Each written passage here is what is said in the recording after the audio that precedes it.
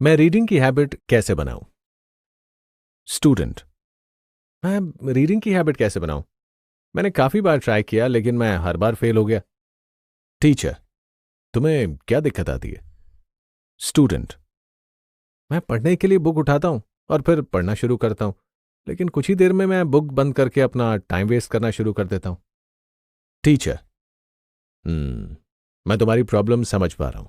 अच्छा, मुझे एक बात बताओ कि तुम बुक कैसे सेलेक्ट करते हो? स्टूडेंट। ट्विटर पर कोई रिकमेंडेशन आता है या कोई न्यूज़ लेटर से, या फिर इंस्टाग्राम पर कहीं मैं कोई बुक देख लेता हूँ। टीचर। हम्म अपनी रीडिंग की जर्नी में सबसे बड़ी मिस्टेक लोग यही करते हैं। वो उस बुक को सेलेक्ट करते हैं जिसे पढ़कर वो दूसरों के सामने स्मार्ट बन सके। स्टूडेंट। हाँ बिल्कुल, पर इसमें गलती क्या है? टीचर। क्योंकि वो बुक्स बहुत डीप होती हैं और इस तरीके से लिखी गई होती हैं कि उन्हें पढ़ने वाला ऑलरेडी एक अच्छा रीडर होगा। हालांकि हम सबको पढ़ने की आदत नहीं होती। हमने हमारे स्कूल और कॉलेज के बुक्स के अलावा कोई बुक नहीं पढ़ी होती है, इसीलिए हमारा पेशेंस लेवल काफी कम होता है। स्टूडेंट। आपकी बात तो बिल्कुल सही है। मुझे सबके सामने कूल दिखना है, लेकिन मैंने अपनी पढ़ाई के अलावा कोई दूसरी बुक नहीं पढ़ी। टीचर। इसीलिए अपनी रीडिंग जर्नी शुरू करने का सबसे इफेक्टिव तरीका स्क्रैच से शुरू करना है। स्टूडेंट। स्क्रैच से शुरू करने का मतलब क्या है? मुझे ऑलरेडी पढ़ना तो आता ही है। टीचर। हाँ, तुम्हें पढ़ना आता है, लेकिन स्क्रैच से मेरा मतलब यह था कि तुम उन बुक्स को शुरू करो जिन बुक्स को पढ़ने का तुम्हें मन हो। तुम्हारे हिसाब से वो कौन से बुक्स हैं जिन्हें पढ़ने में तुम्हें मजा आएगा? स्टूडेंट। हाँ, मैं जब छोटा था तब मुझे कॉमिक्स बहुत पसंद थी, लेकिन अब मैं उन्हें नहीं पढ़ सकता क्योंकि उन्हें पढ़कर मैं बेवकूफ लगूंगा। टीचर। हम सब यही गलती करते हैं कि हम सोचते हैं कि लोग क्या सोचेंगे, जबकि लोग आपके बारे में नहीं सोच रहे हैं। स्टूडेंट। अच्छा। टीचर। हम्म, और अगर तुम्हें बचपन की कॉमिक्स पसंद थी तो तुम्हें कॉमिक्स पढ़कर ही अपनी रीडिंग्स जर्नी को शुरू करना चाहिए था। तुम कॉमिक्स पढ़ना शुरू करो और फिर धीरे धीरे तुम्हारी रीडिंग की हैबिट बन जाएगी। स्टूडेंट। क्या आपने भी अपनी रीडिंग की हैबिट ऐसे ही बनाई थी? टीचर। हाँ बिल्कुल ऐसे ही। मैं एक बच्चा था जब मैंने पढ़ना शुरू किया था। तब मैं चाचा चौधरी, पिंकी, बिल्लू, सुपर कमांडो ध्रुव ऐसी कॉमिक्स पढ़ा करता था। उसके बाद वक्त के साथ साथ मैं एस्ट्रिक्स और आचीज कॉमिक्स पर शिफ्ट हो गया। मेरी पूरी स्कूल लाइफ ये कॉमिक्स पढ़कर मैंने रीडिंग की आदत बनाई, और उसके बाद मैं फिक्शन और नॉन फिक्शन बुक्स पढ़ने लगा।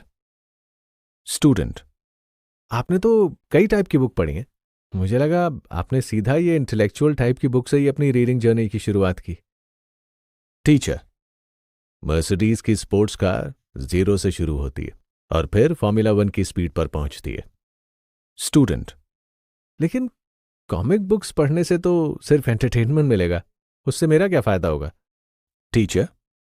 हर छोटी आदत के साथ साथ और भी कई चीजें होती हैं। मान लो कि तुम वीकेंड पर बिल्कुल फ्री हो, तो इसीलिए तुमने डिसाइड किया कि तुम आराम से सोफे पर बैठकर 6-7 घंटे के लिए नेटफ्लिक्स देखोगे। लेकिन क्या तुम्हें पता है कि एंटरटेनमेंट के साथ साथ और भी यहां पर क्या क्या हो रहा है? कुछ समय बाद ऐसे पूरे टाइम बैठे रहने से तुम्हारी बॉडी खराब हो सकती है। इतनी देर स्क्रीन के सामने रहने की वजह से तुम्हारी आंखें कमजोर पड़ सकती हैं। तुम वहां बैठे बैठे ज्यादा खाने लगोगे और तुम्हारी बॉडी एक्टिव नहीं रह पाएगी। और इसी तरीके से कॉमिक्स पढ़ने के केस में एंटरटेनमेंट के साथ साथ तुम्हारी रीडिंग की हैबिट बनी रही है। तुम्हें ह्यूमन बिहेवियर समझ में आ रहा है, तुम स्क्रीन से दूर हो रहे हो, और सबसे इंपॉर्टेंट, तुम अपनी रीडिंग की हैबिट बिल्ड कर रहे हो ताकि तुम इंटेलेक्चुअल बुक्स पढ़ सको। स्टूडेंट। मेरे पास एक और सवाल है। क्या ये सारे नॉलेज वीडियोस देखकर नहीं ले सकता? हमें अच्छा कंटेंट कंज्यूम करने के लिए पढ़ना जरूरी क्यों है? टीचर। मुझे तुम्हारा सवाल अच्छा लगा। रीडिंग से ये होता है कि जब तुम पढ़ते हो तब तुम अपना विजुअल सेंस यूज करते हो, और इस प्रोसेस के दौरान तुम कुछ और नहीं कर सकते, जैसे लिखना, बोलना या किसी और बात को सुनना, क्योंकि ये सारी चीजें तुम्हारे लिए डिस्ट्रैक्शन होती हैं। और जब तुम एक वीडियो देख रहे होंगे तब तुम्हें दूसरी चीजों के सजेशंस मिलेंगे।